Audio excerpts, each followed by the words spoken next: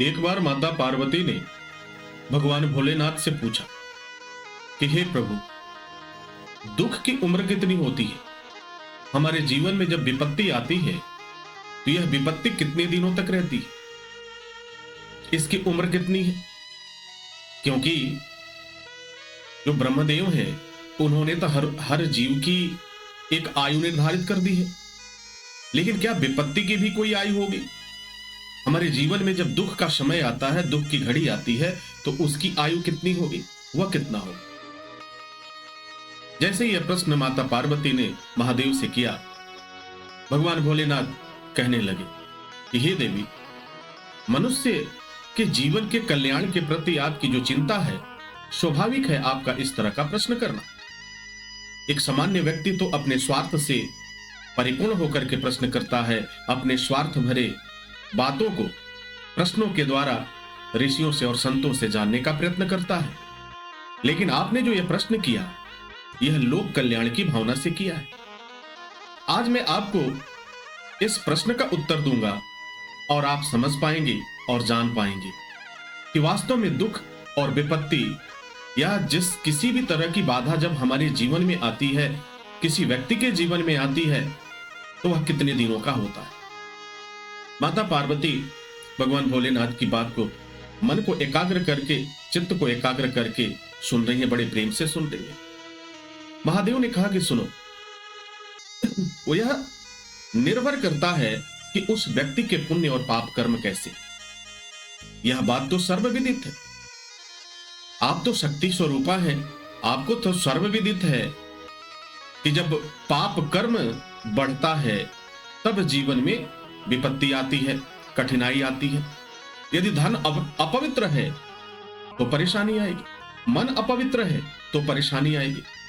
और ये पवित्र और अपवित्र के बारे में जो दृष्टांत है उसे भी आप भली भांति जानती हैं। माता पार्वती ने कहा, हाँ प्रभु, मैं ये बात तो जानती हूं, परंतु मैं ये नहीं समझ पा रही हूं कि अगर किसी सामान्य व्यक्ति के जीवन में, किसी मनुष्य के जीवन में दुख और विपत्ति का पहाड़ टूट पड़ता है, वह कितने दिनों का होता है। महादेव ने कहा, हे देवी, मन को एकाग्र करो और सुनो, सत्य सिद्धांत की बात कहता हूं। जो हमेशा से व्यक्ति अपने कर्मों में लिप्त है, अब कर्म दो प्रकार के हो गए, एक पाप कर्म हो गया, एक पुण्य कर्म हो गया।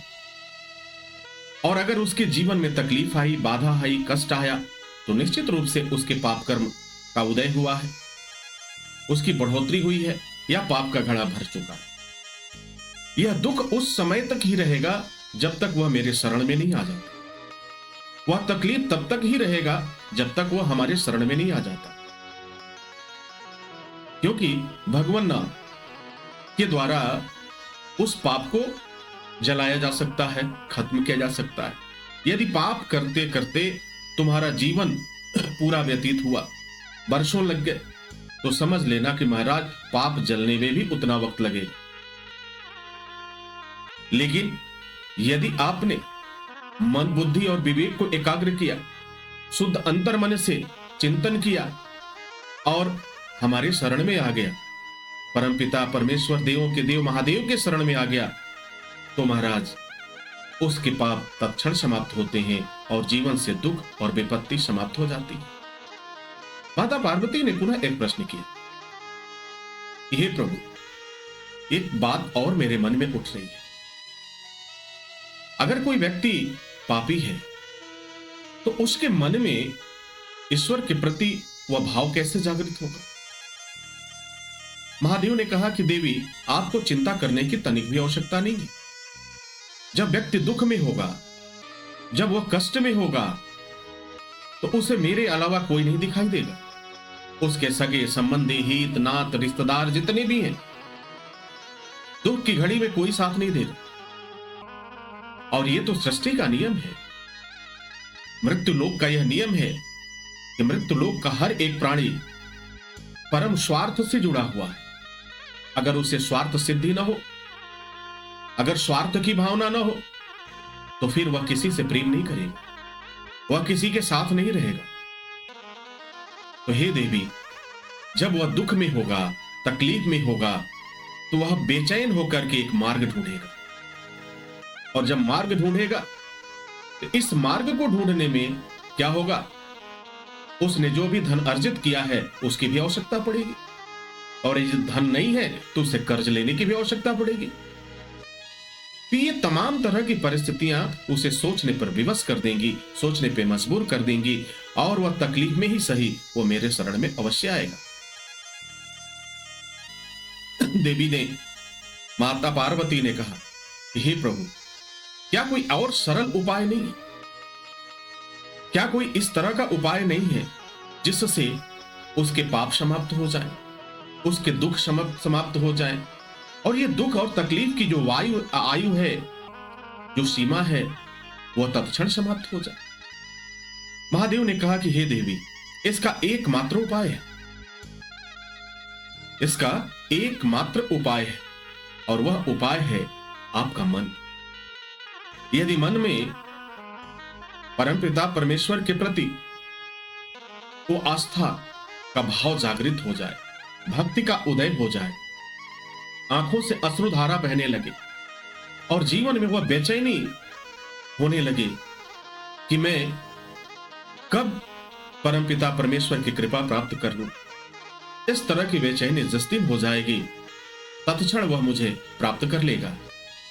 और मेरा तो स्वभाव है दया करना, मैं हर जीवों पर दया करता हूं, परंतु जिसकी आयु समाप्त हो जाती है मैं उसका संहार भी करता हूं, मैं उसे समाप्त भी करता हूं। जीवन और मरण का जो यह चक्र है, हे देवी, ये तो चलता रहेगा। आपका जो प्रश्न था कि दुख की आयु कितनी होती है, तो दुख की आयु उतनी ही होती है जितना वह मुझसे दूर है। यदि वह जितना जल्दी मेरे शरण में आ जाएगा, जितना जल्दी वह समझ लेगा, जितना जल्दी अपने धन को पवित्र कर लेगा, उतना जल्दी उसके दुख समाप्त हो जाएंगे। अब ये तो निर्भर करता है कि वह जीव अपने दुख को कितना जल्दी समाप्त करना चाहता, क्योंकि जो मृत्यु लोक में पुरुष होंगे, मानव होगा, मनुष्य होगा, उसमें सबसे अधिक एक प्रवृत्ति होगी, वह होगी अहंकार की प्रवृत्ति। और जब आपके जीवन में अहंकार होगा तो सब कुछ अपने आप को ही मान लोगे। आपके मन में जो विचार उठेगा वही आपका धर्म बन जाएगा, आप जैसा सोचोगे वैसा ही आपका कर्म बन जाएगा। लेकिन यह विधि के विधान के विरुद्ध होगा। तो हे देवी, सत्य सिद्धांत की बात बताता हूं, दुख की आयु उतनी होगी जब तक कि वह मेरे पास पहुंच नहीं पाता। यदि वह मेरे पास पहुंच गया, मेरे शरण में आ गया, तो तत्क्षण वह दुख, वह क्लेश, वह बाधाएं तत्क्षण समाप्त हो जाएगी। माता पार्वती ने पुनः प्रश्न किया कि हे प्रभु, मन को पवित्र करने का क्या उपाय है? धन को पवित्र करने का क्या उपाय है? जीवन में हमारे सत्कर्म आए, जीवन में हमारे सद्भाव आए, प्रेम और करुणा का भाव उत्पन्न हो, हम कौन सा कार्य करें जिससे कि जीवन में हमारे प्रेम और करुणा का उदय हो, हमसे कोई अधर्म का कार्य ना हो, हमसे कोई गलत कार्य ना हो। महादेव ने कहा कि हे देवी, यदि मन को पवित्र करना चाहते हो तो परम पिता परमेश्वर इस शरण में जाओ, भगवान नाम का संकीर्तन करो, नाम लो। जब इस जिह्वा पे नाम का जप करोगे तो तुम्हारा मन पवित्र होने लगेगा, तुम्हारे मन में जो पाप है वह जलना प्रारंभ कर देंगे, इससे तुम्हारा मन पवित्र होगा, और जब मन पवित्र होगा तो तुम्हारे विचार पवित्र होंगे, और जब विचार पवित्र होंगे तो तुम्हारे जीवन में सत्कर्म आएगा। सत्कर्म क्या है? एक ऐसा कर्म जो शाश्वत सत्य है, उसमें तनिक भी लेश मात्र, किंचित मात्र कोई संदेह नहीं है।